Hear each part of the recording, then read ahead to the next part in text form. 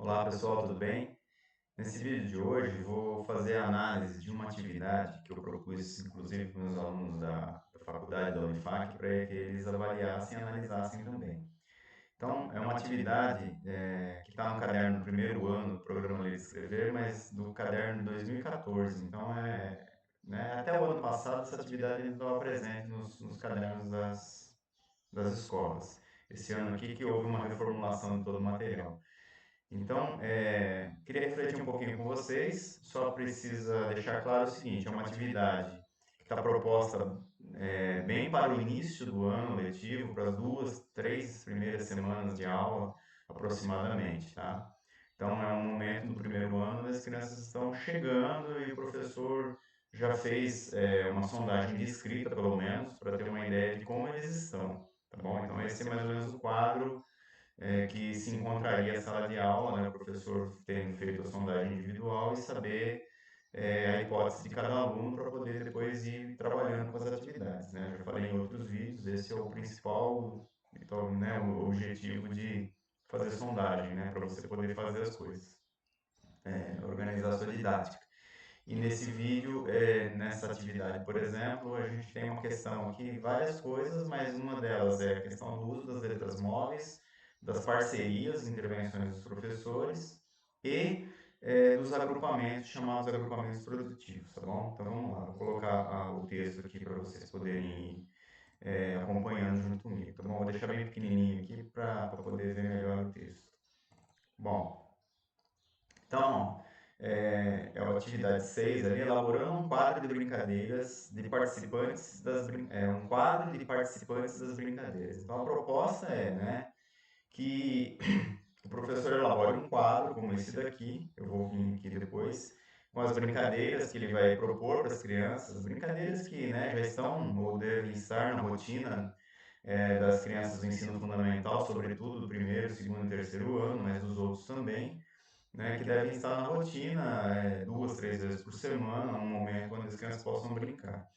E aqui, então, a proposta é que se elabore as situações de escrever o próprio nome e o nome do colega, tá? Então, essa é o objetivo principal da situação, da atividade. Olha que interessante, né? Ele coloca aqui, ó, em situações que faça sentido, né? Essa acho que é uma grande pegada, né? Então, escrever o nome numa situação que faz sentido escrever o nome. E promover discussões coletivas acerca do sistema de escrita, ou seja, fazer a criança refletir que letra põe, que letra não põe, por que eu pus essa e meu colega pôs aquela, e assim por diante. Tá? O fundamental nessa reflexão que a criança faz é que ela possa confrontar os pontos de vista dela, né? E defender o argumento, né? Ou seja, a criança tem que justificar por que ela pôs aquela letra e não outra. É nesse momento que ela vai fazer a reflexão sobre o sistema de escrita. Porque se ela simplesmente põe a letra lá e não é questionada por que ela pôs aquela letra e não outra, ela vai pôr qualquer letra sem pensar, tá? E aí fica um negócio mecânico. Então, é fundamental. Essa é a concepção que está por trás disso, tá? Isso que diferencia a concepção construtivista de outras. Basicamente, não só isso, tá? Eu estou aqui sendo muito reducionista, né? Mas essa questão da reflexão. Por isso que a gente fala que é uma concepção que parte da ideia da resolução de problemas, tá? Então, problemas colocados para as crianças e eles têm que resolver o problema. Bom, então, a ideia é que se organize as crianças em duplas, tá certo? E depois em quartetos. E aí, aqui, né, os meus alunos colocaram algumas questões que eu vou responder também a todos aqui em relação aos quartetos. Materiais necessários apenas, letra móvel, tá? Aqui ele propõe 30 minutos, mas é claro que a duração de atividades vai depender muito de cada turma, tá certo? Considerando aí uma média de 22 a 25 alunos por sala, né, talvez 30, 40 minutos seja suficiente. Só tem uma questão, né? Se o professor trabalha dentro dessa linha, as crianças já estão acostumadas a ficar em duplas, em trios, né, ou estão se acostumando, porque estão no começo do ano.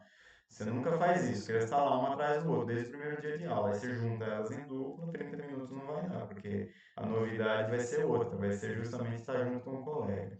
Por isso que é importantíssimo, né, dentro dessa perspectiva, trabalhar sempre em duplas ou na maioria do tempo em duplas e em grupos, tá certo? As crianças vão se habituar e isso vai passar a ser totalmente normal dentro da rotina da escola, da sala de aula. Bom, enfim, aqui a gente tem então a organização e encaminhamento da atividade. Então ela pede para que o professor organize as duplas, tá? Mas de que jeito? Então, por isso que é fundamental, o professor já tem que saber quais são as duplas que ele vai organizar, e para saber quais são as duplas, ele precisa considerar as hipóteses. Então aqui a sugestão é que alunos com escrita silábica com valor e é, silábica com valor sonoro convencional com alunos pré-silábicos. Depois aqui, escrita silábica com valor e alunos sem valor.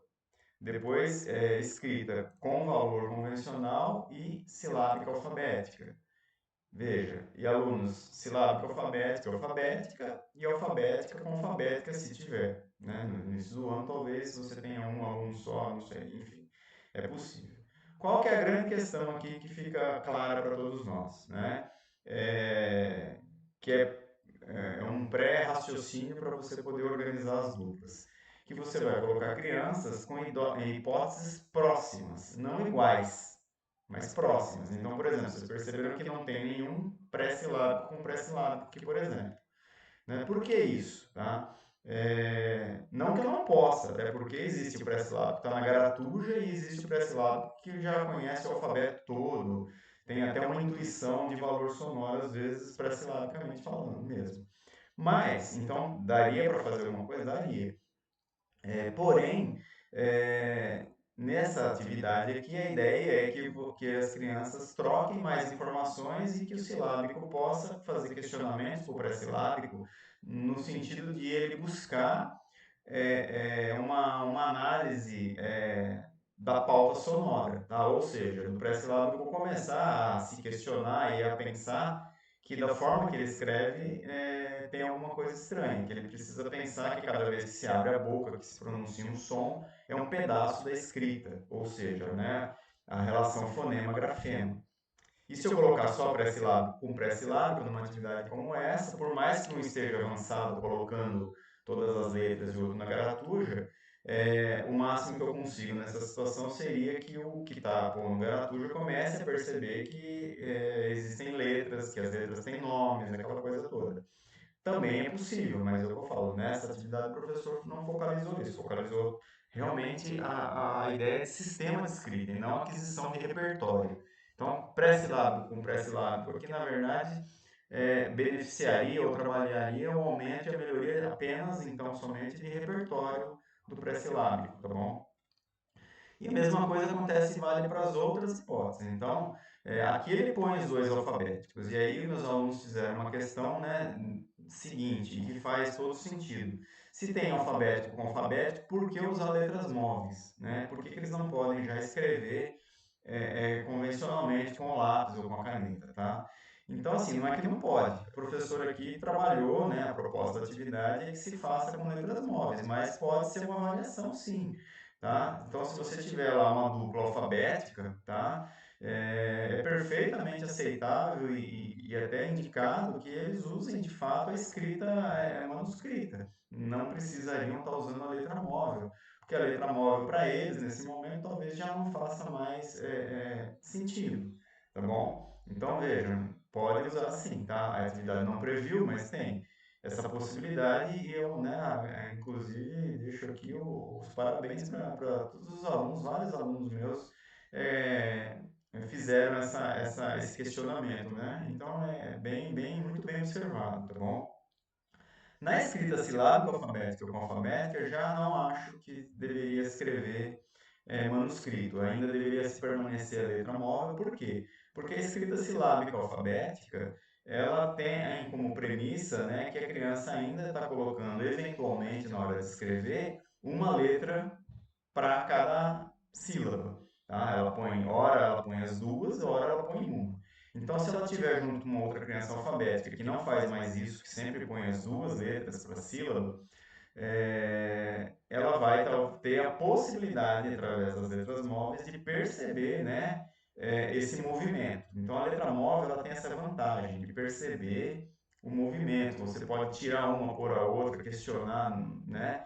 Sem ficar apagando, rasurando, aquela coisa toda, tá? Então, por isso talvez, inclusive, que a professora ou essa atividade ela não prevê escrita manual aqui, porque o foco ainda está, inclusive aqui nos dois alfabetos, você pode trabalhar a questão ortográfica. Embora se trate de uma escrita de nomes próprios, né, e nome próprio não tem regra para ortografia, vamos dizer assim, mas ele tem lá suas peculiaridades. Então é com Y, é com W, enfim, né, é com que letra que é.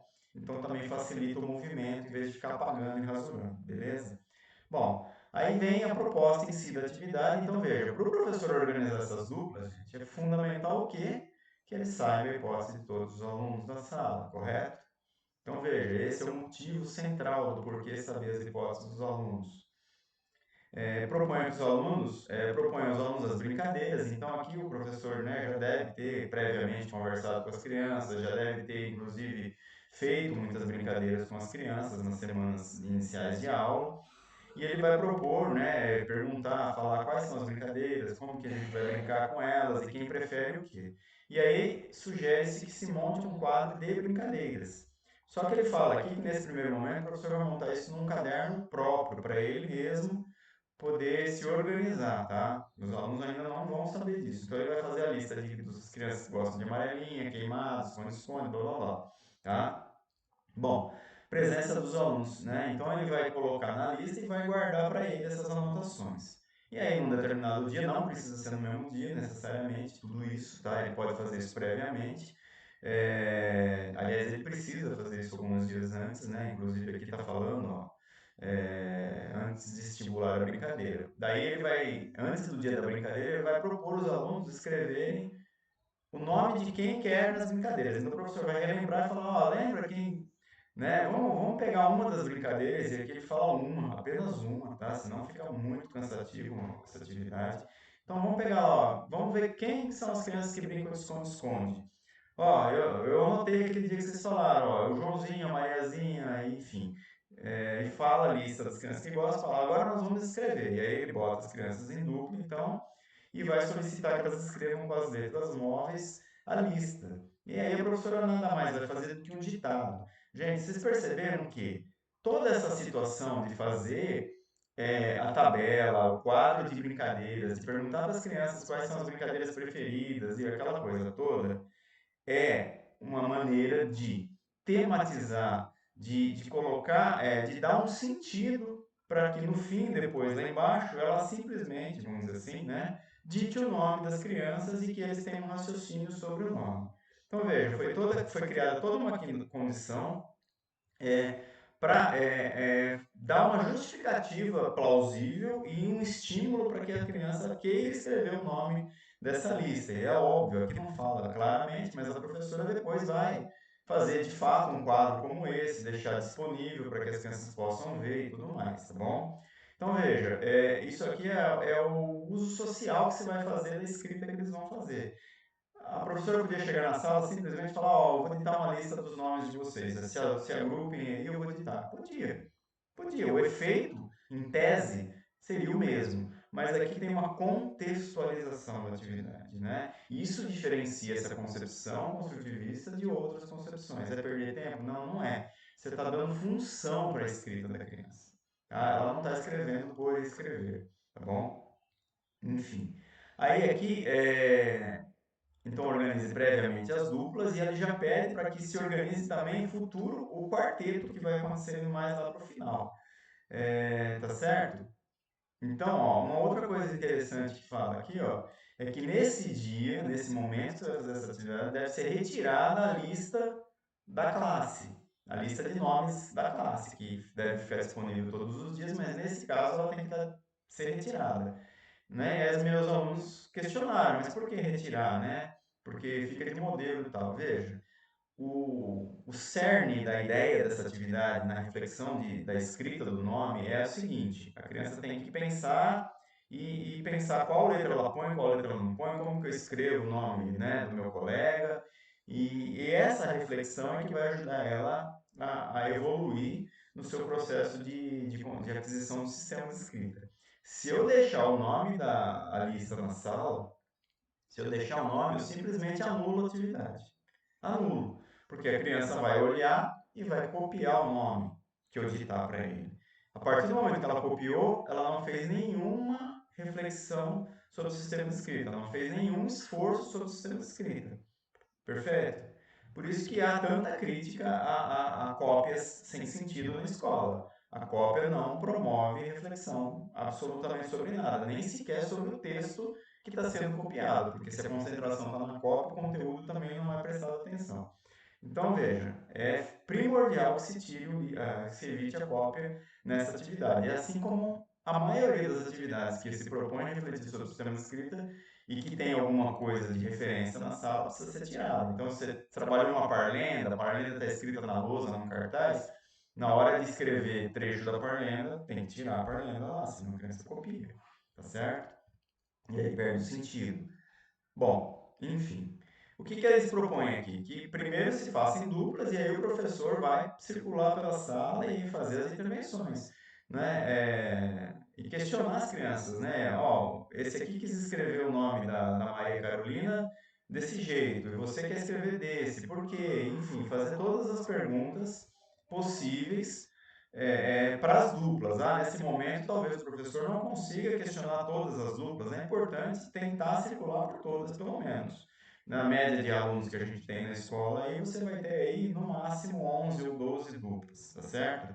Juntando os quartetos, meus alunos questionaram, mas quarteto vai ficar muita bagunça depois, tal. Qual que é a ideia de juntar os quartetos? Depois que eles escreveram o nome de uma forma e não questionam mais, chegaram a uma conclusão de como se escreve aquele nome, o professor vai precisar ordenar, de acordo com as hipóteses de escrita, que sentem juntos, comparem as escritas e evoluam ainda um pouco mais. E aí o professor tem que propor novamente que se escreva das duas escritas que estão lá, se junte e se chegue a uma única escrita. E aqui eu queria deixar mais uma pontuação de novo. Veja, colocar as crianças em duplas, elas têm que, as duas juntas, escrever uma única palavra, um único nome que você está digitando. Não dá para deixar cada um escrever o seu, porque na hora que eles vão escrever um só, é que eles vão poder brigar lá, no bom sentido, para ver como é que se escreve. Na hora de juntar os quartetos, a mesma coisa, tá bom? Então, essa é a ideia, de juntar os quartetos aí, tá bom? Então, e o professor vai fazendo todas essas intervenções, tá? Então, ele vai perguntar, né, o que está registrado, como é que foi feito aquilo, né? E esse é o papel, né, ó, durante a atividade, tanto das duplas quanto do quarteto, provoque boas reflexões, tais como quem está registrando aqui, quem está escrevendo, né, da dupla, leia o que vocês escreveram, né? Por que vocês escreveram desse jeito? Por que usou essa letra e não, né? Por que uma dupla escreveu de um jeito e a outra não? E por aí vai, né? É claro que você vai fazer as perguntas de acordo com a hipótese de cada grupo, de cada dupla, né? E vai chegar num determinado limite que eles possam tentar responder. Você vai deixar algumas respostas, algumas perguntas que você fizer sem resposta nesse momento? Certamente vai, tá? Mas essas perguntas elas vão fomentando a curiosidade e o crescimento da ideia, né, que a criança tem de escrita, e é isso que faz ela avançar. Atividades como essa precisam ser sistemáticas, gente. Não adianta fazer uma atividade dessa numa semana e ficar 15 dias sem propor nenhuma atividade de reflexão de escrita. Atividades de reflexão de escrita com letras móveis no início do ano letivo precisam acontecer no mínimo 2 a 3 vezes por semana, tá? Se isso ocorrer de forma sistemática, vocês vão observar um avanço no conhecimento das crianças, um avanço na mudança de hipóteses escritas significativo já logo no primeiro mês. Certeza, certeza que vai acontecer isso. Tá bom? Então, aquilo tudo com o primeiro nome, depois dite o segundo nome e aí dê continuidade na atividade e assim por diante. Aqui fala de uma variação da atividade, mas eu não vou entrar nesse detalhe, tá bom? Então, depois o professor pode realmente fazer escrita num cartaz, e aí ele pode fazer isso, né, junto com as crianças, num outro momento, pode ser no mesmo dia, pode ser no outro dia, e aí ele vai fazer uma escrita que a gente poderia chamar, ou fazer uma adaptação aqui de uma escrita coletiva, onde as crianças vão observando e aí sim o professor vai escrever o nome de todos corretamente, eles vão poder fazer a comparação de como eles escreveram e de como se escreve corretamente. Isso é importante, é uma informação que precisa ser dada também, tá bom? Bom, então é isso, espero que vocês tenham gostado. Parabéns a todos os alunos da pedagogia do sétimo semestre da Unifac, que vocês fizeram, responderam as questões que eu coloquei em relação a essa atividade muito bem respondidas, fizeram ponderações e perguntas muito bacanas, tá? Então vocês estão de parabéns mesmo, por terem feito essa avaliação dessa forma, né? Eu sei que estão aí, a gente à distância, sem poder estar fazendo estágio e ver um pouco na prática como isso acontece. Então, eu estou muito feliz com todas as ponderações de vocês. E ao público geral que está assistindo, e os meus alunos também, se gostaram, deixe um comentário aqui embaixo. É importante que isso aconteça para a gente poder ir mexendo no canal e ampliando as coisas, tá bom? Então, um abraço e até a próxima.